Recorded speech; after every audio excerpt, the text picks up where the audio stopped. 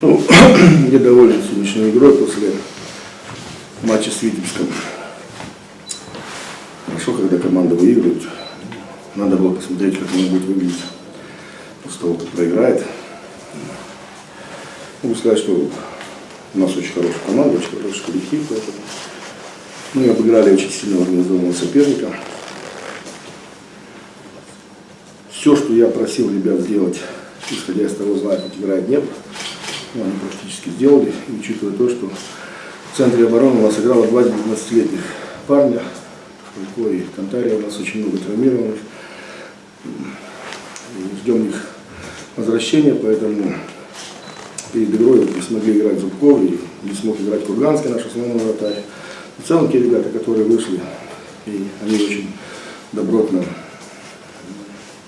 провели матч, думаю, дальше будет лучше, по крайней мере, мы приложим к этому все усилия. Ну, в первую очередь мне хотелось бы поздравить Ивана с абсолютно заслуженной победой здесь, потому что абсолютно очевидно все. Та игра, которая была нам предложена со стороны соперника, для нас она была просто неадекватна, мы не смогли с этим справиться. Мы проиграли очень много подборов, мы проиграли позиции, некоторые позиции даже просто нас продавливали. И нам тяжело было что-то противопоставить такой игре, потому что, к глубокому сожалению,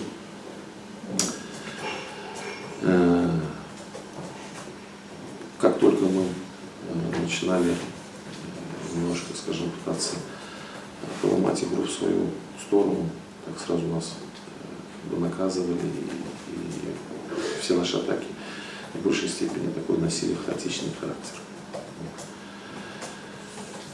Я думаю, что, к сожалению, нам не хватило и вариации какой-то игровой, просто хватило футболистов позиций.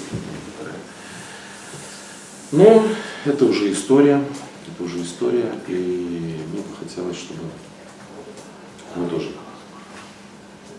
как и наш соперник, показал сегодня пример нам, как можно мобилизоваться, и провести такой качественный. Так что надеюсь, что нам тоже это удастся.